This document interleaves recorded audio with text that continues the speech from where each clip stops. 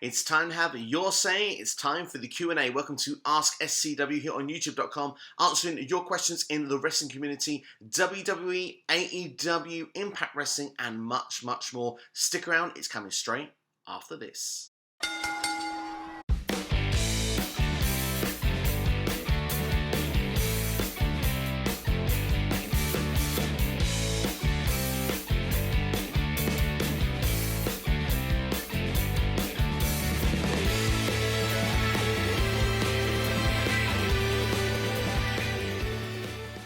So welcome back to another episode then of Ask SCW. Thank you so much for choosing the video as always, and thank you for the subscriber count as well. We're now hit over 1,000 subscribers. Really do appreciate your support of SCW. It really does mean a lot to me. So I just want to quickly start this video by saying thank you so much. Yes, the Q&A is back now. Of course, the first time in a fortnight. We didn't do last week due to WrestleMania. And of course, lots of questions come up in a couple of quick seconds. If you want to be involved on the next episode of Ask SCW though, all you need to do is drop a question with the hashtag AskSCW. You can drop a comment here on YouTube on this video, or you can follow me on Twitter, Instagram, or Facebook. All should be coming on your screen right about now. But without further ado, let's get our first question this week. And that comes from TNT. If you was booking Samoa Joe's in-ring return, what company should he show up for? I'm thinking AEW with Taz and New Japan Pro Wrestling against the likes of Shingo, Ishii and Goto. What a great question to kick things off, and some fantastic suggestions there. And honestly, that is the money question with all the WWE releases. What is next? And of course, your question on Samoa Joe. I could see him in AEW. I think that makes a lot of sense. I like the idea with Team Taz as well. They have history previously from Impact being together.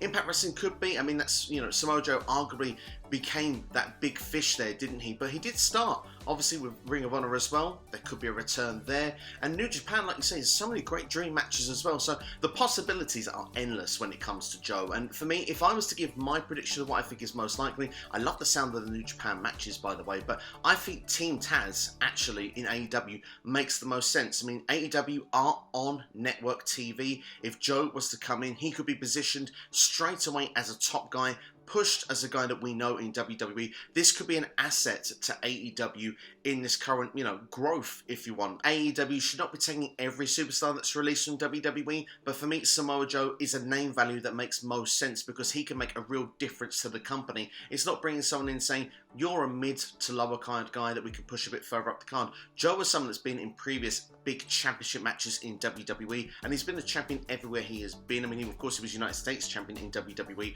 but he's been, the champion of Impact, the champion of Ring of Honor. This will be something fresh and different for him to do, and I love the idea of Team Taz, because if you look at Team Taz right now on AEW, there is friction, there is dissension, there is something that's not quite right within the group. Ricky Starks is speaking out a lot. Arguably, if they want to go the face run, they can kick him out of the group. Of course, Brian Cage was the first one that they perhaps thought was letting the side down a bit. Maybe he's the one ultimately that will be kicked out of the group, but perhaps whoever comes in or is kicked out of the group, Joe can come in and replace them, because Team Taz is also looking to, strengthen the ranks at the moment. Christian Cage is a sort of name value legend that's come, from WWE, but obviously feels that can really push them to the next level. And arguably, you could say a name like Samoa Joe would take Team Taz to the next level. Joe would be a main eventer type name in AEW, would really solidify the group, could have a natural feud with the person that's kicked out of the group to start off with as well, to really register himself as part of AEW. I think Joe versus Starks would be a great match.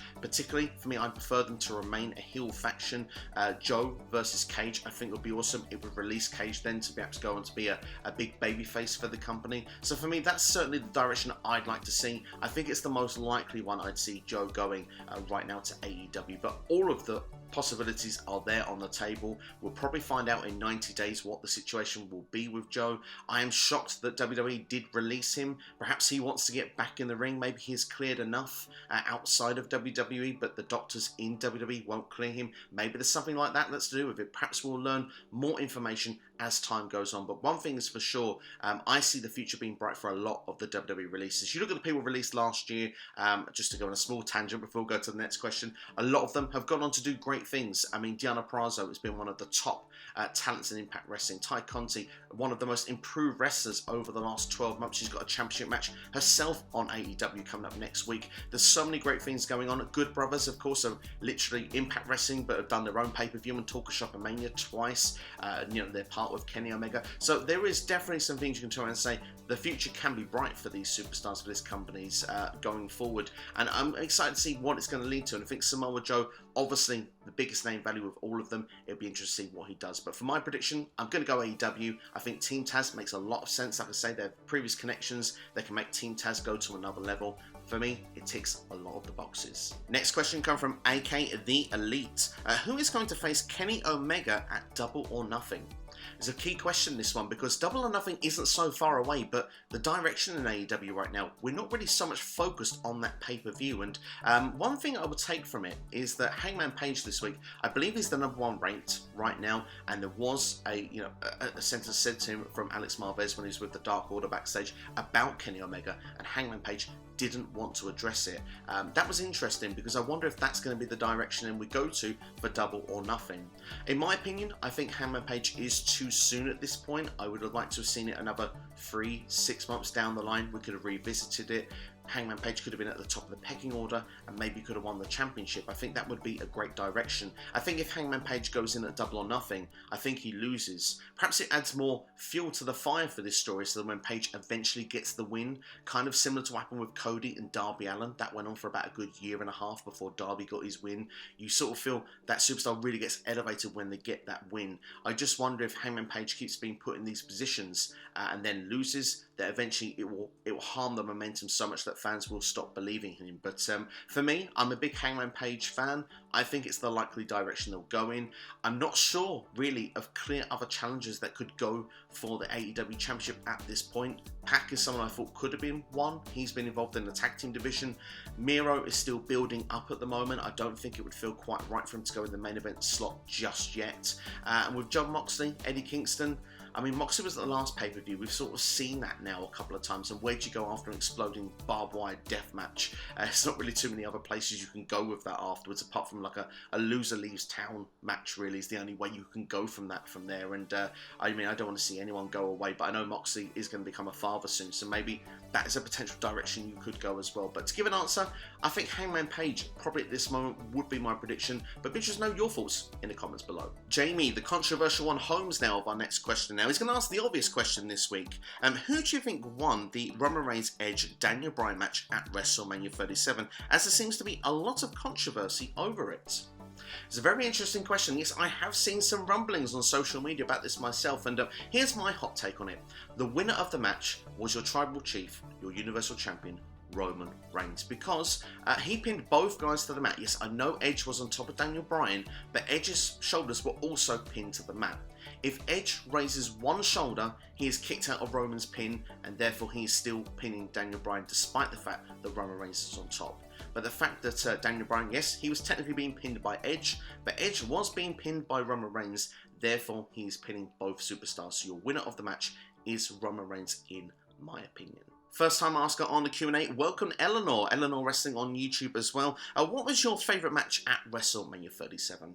It's a great question, this one, and it comes down to a couple of matches. I mean, I loved Cesaro, Seth Rollins, but I think it's just probably third place for me on that one. But the top two main events on both nights were fantastic for different reasons. It's hard to split them. Bianca Belair against Sasha Banks, and of course the triple threat match, which we also spoke about in the last question. But to give my favourite, I think the triple threat match just hits the post. I just think there were some incredible spots in there. I love the fact that particularly the submission spot with Roman Reigns and both Edge and Daniel Bryan headbutting each other, to the point as well of the storytelling. You know where it can go from here. It's going to be very exciting. Edge is going to be so upset with Daniel Bryan, the fact that, you know, he cost him technically the match twice, so you can see that's going to play off with them two, perhaps for their own singular feud going forward. And Roman Reigns, of course, had that dominant WrestleMania win. He was solidified as the guy in WWE, which makes it feel like it was the right move to do, because, I mean, we've had two Hall of Famers, two people coming towards the end of their careers. Roman Reigns is the here, it's the now, it solidifies Roman is the number one. He is the guy that we must take the most seriously on night two, and that match itself, I think, just does it. But if you look at importance of WrestleMania, you can't ignore night one. You cannot ignore Bianca Belair and Sasha Banks. An incredible match. That's going to make history, and I think when you look 5-10 years from now in WWE history, that's the match people will remember, because it's a women's main event, of course, for night one. We've not had enough women's main events at WrestleMania, and these two absolutely stole it on night one. Some incredible spots and moments. The fact that Bianca Belair, catching almost that suicide dive, rolled it through, and just, gorilla press Sasha Banks to put her in the ring. That hair whip as well, and just that heelness of Sasha Banks as well. I think it's going to inspire a lot of people from it ticked so many of the different boxes of why it was such an important main event. And I think for me, that one is probably going to be the most remembered. But for my personal favourite, I will go for the triple threat match, but only just. I think Bianca and Sasha is a very, very close second. Our next two questions come from Lorenzo Carrillo. Is Sonya Deville in favour of pleasing the tribal chief Roman Reigns, since she's always questioning Adam Pearce's decisions?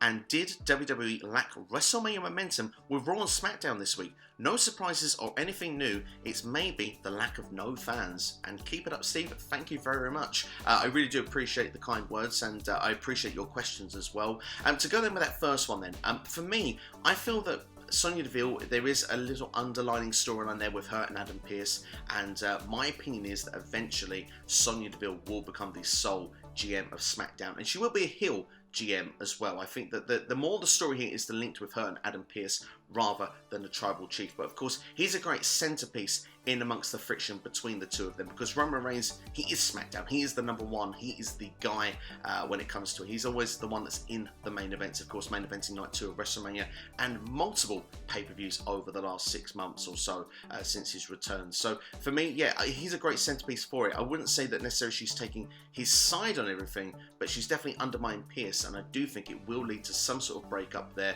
I think Adam Pearce will end up on Raw permanently, and I think Sonya Deville will permanently be the GM of SmackDown. I think it's more based around them rather than superstars themselves. As for Raw and SmackDown this week, yes, I do think it lacked a bit of momentum, I must admit. I do think, though, SmackDown was a solid show. Raw, on the other hand, there was quite a few of nitpicks of why I would say it wasn't the best show. But mainly, I think a lot of the lack of things was the surprise returns and NXT call-ups. Raw, we did get 2 returns. One of them, I must admit, I popped for, was the Viking Raiders. It's good to see that Ivar is back. And with him and Eric, it does strengthen the tag team division. I do think Raw did a good job of trying to strengthen that tag team division this week as well, so I will give them 1+ point. But yeah, we're usually used to bigger and better after WrestleMania, but I do agree with you. I do think the lack of fans is a big part of it, because if you're going to do the big surprises, you had fans at WrestleMania, night 1, night 2, 25,000 each night. That was the place if you wanted to get the big pop. That was the place to do it. Raw and SmackDown this week, we're back to being in the Thunderdome once again. Yes, people on screens. Yes, you do get genuine reactions, but you want that noise from the crowd. So I think things are going to be held off for the time being. But the fact we got some returns, the Viking Raiders, Charlotte Flair was another one as well. Fantastic with her promo as well. Really, really good stuff with Charlotte Flair this week. I think this is the Charlotte Flair that's top of her game, the number one, the A-lister at this point. And for me, I'm looking forward to seeing the direction she's got with Asuka and Rhea Ripley going forward. But no, looking at it, I would say that fans is probably the main reason why for it. It was a bit lackluster to previous years. I do think it was better than last year, but I do think the last 2 years are unfair to judge compared to previous years. When you've had full packed stadiums for WrestleMania, and then of course the night after on Raw, where we've had the likes of Brock Lesnar returning, Dolph Ziggler cashing in, winning Money in the Bank. We had full packed houses, and it felt special around that time period. But let's see what happens. Hopefully next year it will be better. Hopefully there'll be more normality, and then I think we can judge it better from there. But yeah, I think that the lack of fans is certainly a big part of it, and I think it does stifle some of the creativity that WWE has as well. Maybe they're trying to save some of their better material for when fans do return. I'm certainly hoping that's it anyway. Noob and Co with our next selection of questions now. Which women's champion will be the most dominant? Rhea Ripley, Bianca Belair, or Raquel Gonzalez? What's your thoughts on the new Raw and SmackDown commentary teams? And when will we see any NXT call-ups post-Mania season? Well, I was surprised Io Shirai didn't show up. She wasn't at all featured on NXT, and she didn't turn up on Raw or SmackDown, so I wasn't surprised on that. But as I said in the last question, lack of fans, it felt like WrestleMania was the place to do it this year. Perhaps not the Raw or SmackDown after Mania, but we'll have to wait and see. Maybe there'll be more indication of where fans are going to come back. Maybe that will be when they will perhaps debut. And there also needs to be a spot, a creative place for these people. There is a lot of, there's a lot of space on the rosters right now. Yes, there's been a number of releases from WWE this week, but a number of those weren't featured heavily on TV, if we're being brutally honest anyway. So I mean, if someone's going to come up, they need to have a, they need to have a purpose. They can't just come up and then they end up in catering 2 or 3 months later. So for me, if someone's going to be called up, it needs to have action, it needs to have substance. So I wonder if it'd be when fans return, but also I hope that WWE wouldn't just rush someone through either. So I think that's why there's been a lack of NXT call-ups this time around. As for most dominant women's champion, I mean, all of them really should be. I mean, this is the future breed of the women's division here, right now. Bianca Belair, the story was absolutely perfect, the way it was, delivered at WrestleMania. A star is in the making there, where we can really put her to, superstardom, main event sort of level talent here. I could see it actually headlining pay-per-views with the way that was done on night 1 of WrestleMania, if they continue that momentum for her. With Rhea Ripley, I think the same as well. She needs to be a dominant champion, but as I said earlier on in this video, Charlotte Flair's come back and is on fire. I wouldn't be surprised if Charlotte won that championship in the near future. I certainly think we are heading towards a triple threat match at the next pay-per-view, with Asuka also being involved. Raquel Gonzalez, though, is going to be my definitive answer for you, though, because she has been booked as, the next big thing in NXT for a little while now. This has sort of been grooming since War Games. She's now won the championship. I think she's got a long, lengthy reign ahead of her. I think compared to the main roster, if you want to do it, that separation, I think NXT champions tend to hold championships longer sometimes than Raw and SmackDown do. I think there's always a chance that hot potatoes opinions change last minute and creative on Raw and SmackDown. If you want, I think NXT doesn't hit the panic button so quickly. They have this vision and destination, I think, where the champions will go. I think Raquel Gonzalez will hold that championship for at least 6 months. I can see Bianca holding it to at least SummerSlam. Rhea Ripley, I'd like to say the same, but at the moment I could say it could even be where she loses it without actually being pinned, maybe, and then maybe she will win it back from Charlotte, maybe at SummerSlam herself, and then have a lengthy reign. But all of them show dominant reigns. If I had to pick one, though, of those 3, and it's extremely difficult, I think the most popular reign will be Bianca Belair, but I think the most dominant, as your question suggests, will be Raquel Gonzalez. As for the new commentary teams, let's start with Adnan Virk, shall we, on Raw. Of course, for me, unfortunately, I think he was very nervous.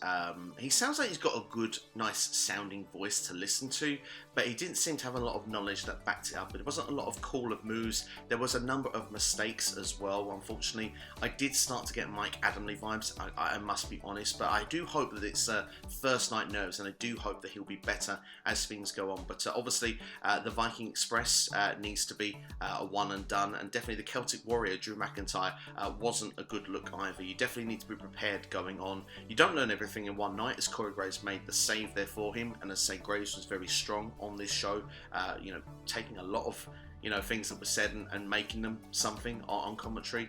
But for me, Adnan, I think it's going to take a bit of time here. I'm not sure if I'm going to connect immediately. Like I say, nice sounding voice, but detail is probably arguably more important, which was definitely lacking on this week's Raw, and it definitely did not help some of the action that did go on. But it did sound a fresh show, and certainly did SmackDown as well, with Michael Cole and Pat McAfee being there. And I must admit, I wasn't so sure of this combination when I first heard of it. Pat McAfee is fantastic verbally, there's no argument or debate in that, but I felt with Pat, with how he's been in NXT, obviously he's always put himself over, he's been sort of always loud and obnoxious, and I thought if he brought that to the commentary table on SmackDown, it could make things perhaps a bit distracting from the action that was in ring. But actually, I think he did very, very well, and we have to remember as well, him next to a seasoned veteran like Michael Cole.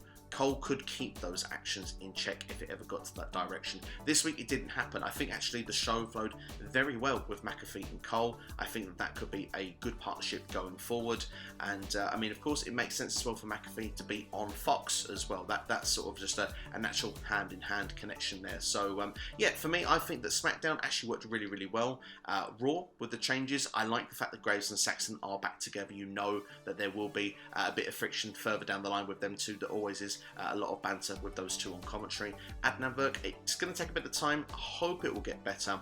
I do feel sorry for Tom Phillips. I'm a big fan of his work, and I would have actually preferred to see him in this position. I think that would have been a nice enough shake-up if he'd have had those three together on commentary rather than someone coming in from ESPN. But WWE want to try something fresh and something different. Well, time will tell if it will work out. And of course, already talked about Samoa Joe on this video already, but for someone that had been on the commentary table doing a fantastic job, yes, he's been released. Maybe it's because, you know, like I said, he wants to be in ring and doesn't want to be on the commentary table anymore. Maybe it's something to do with that. But Joe was fantastic on WrestleMania, and it's a shame that we won't get to hear him anymore. But yeah, it is what it is. Time will tell. Let's see how it goes. And one other small random hot take, just to say, from the commentary teams changing as well, with Corey Graves going to Raw. I wonder if we'll get a little bit of a trade going on. Certainly at some point, whether it's the next draft, shake-up, whatever. I think Carmella will be joining him on Raw at some point. Bonus question from Noob and Co. then for this week. What's next for Asuka, Bayley and Sasha Banks? Sasha or Bayley will feud with Bianca, in Noob's opinion. As for Asuka,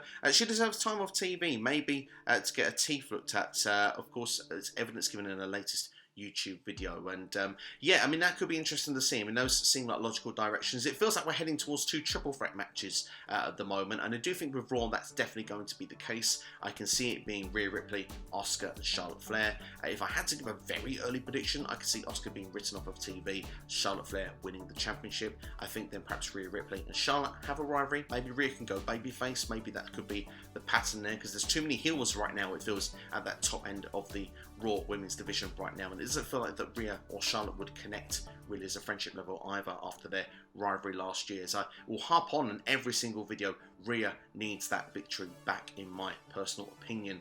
And looking at it with the SmackDown side of things, Bayley has thrown her name in the hat, but we do have a number of weeks until the pay-per-view.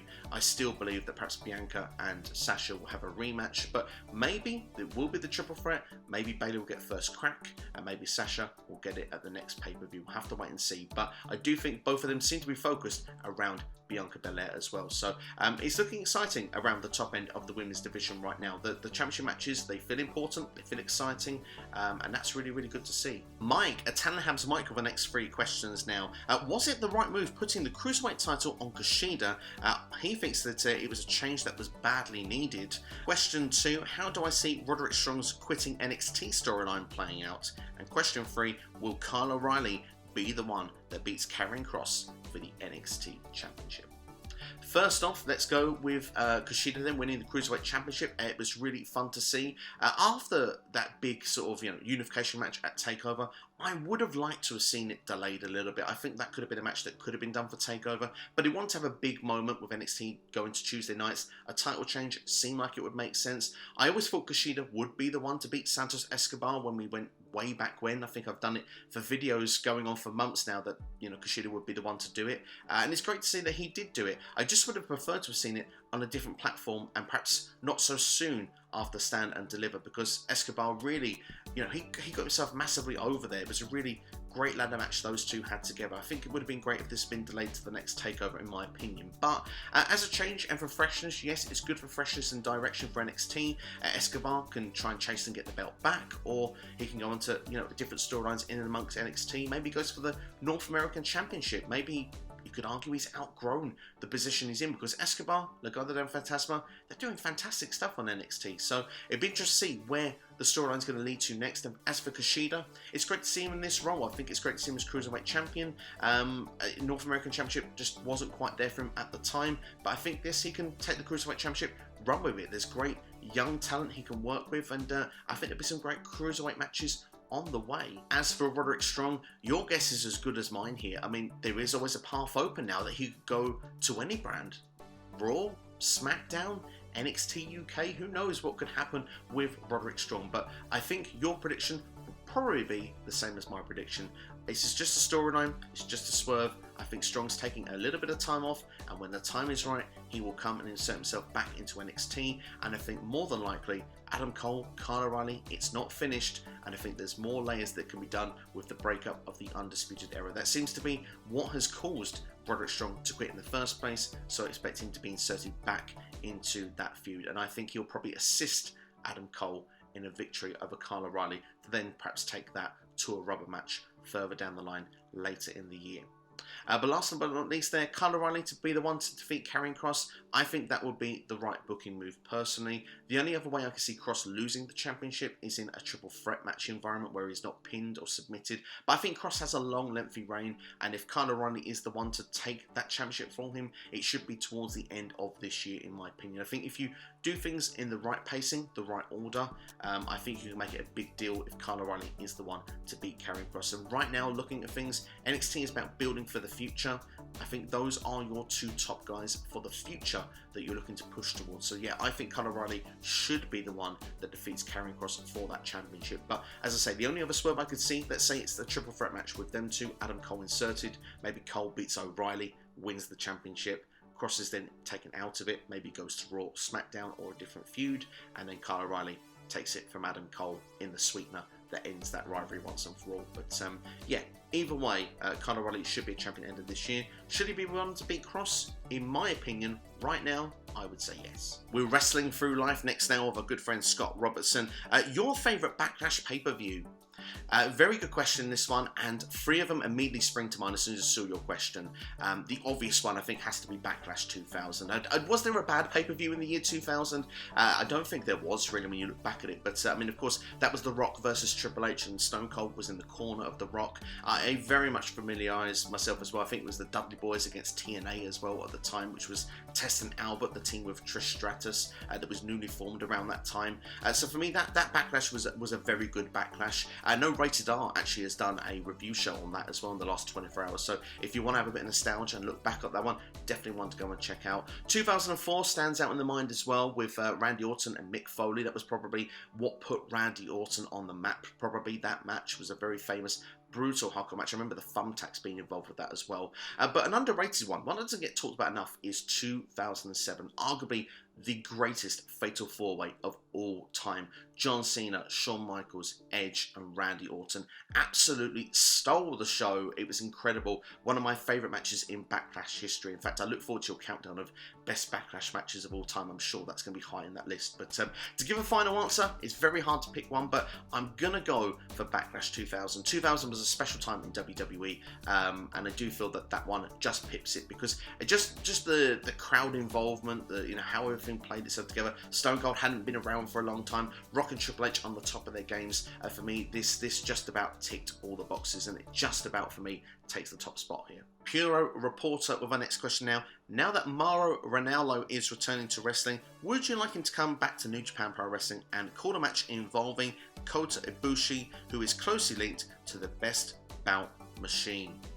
I would love it. I think it would be awesome to see. It's great to see Mauro Ranallo is coming back, and he's going to be calling the match with Kenny Omega and Rich Swann at Impact Wrestling Rebellion. My predictions for that show will be dropping in the week, so make sure to keep an eye out on the channel for that. I always like to follow the Impact Wrestling, particularly the pay-per-views as well, so yeah, make sure to keep things glued here on SCW for that. But yeah, now that Ranallo is back in wrestling, I'm surprised that he wasn't taken by AEW or anyone else sooner. I think it's going to be awesome to see him in the Impact Zone there calling that match. And would you like to see him return to Japan or do some commentary for New Japan Pro Wrestling? I certainly would. I think Ranallo, when it comes to wrestling, it's always delivered so passionately. I love the way he calls a match. I think he's one of the best announcers out there in the game now and ever. Honestly, I think Ranallo is he's not even underrated. He's just one of the best, period. So yeah, I think it's a no-brainer. I just say the word yes. Yes, I want this. Last question this week now, and just before we actually go into the question, I'm just going to give a little bit of a shout out then to the question. It's coming from Socko, the Sock Puppet, who is on Twitter,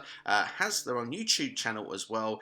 It is Sock Puppet, that is literally delivery messages for us wrestling fans out there. Definitely recommend to go and check it out. And the question coming then from Socko, the Sock Puppet, for us this week, what do wrestlers think of puppets like me? Got to love this question.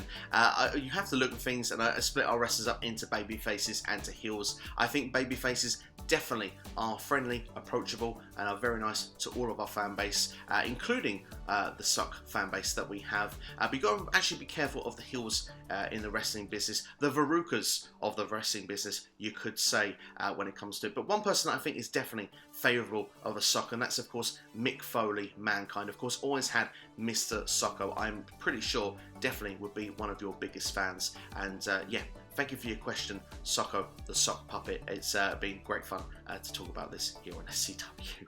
But that's all from me this week anyway. Thank you so much for getting involved, and yeah, make sure to support everybody that's got involved here today, all involved on Twitter. Go and follow them and follow each other back. We're one big community. Let's support each other and let's support wrestling. But that's all from me. Thank you for watching. Thank you once again to everyone that's been subscribing, supporting the channel. Of course, now over 1,000 subscribers. Couldn't do it without your support, so thank you so very much. But more videos will be dropping through the week, so make sure to keep an eye out for that. Going to give my match predictions of what I think will be happening at Backlash, WrestleMania Backlash, I should be saying as well. And as well as that, of course, as I say, Impact Wrestling Rebellion predictions will be dropping. But that's all from me. Thank you for watching. Take care. Have yourselves a good one. You've been watching Ask SCW here on YouTube.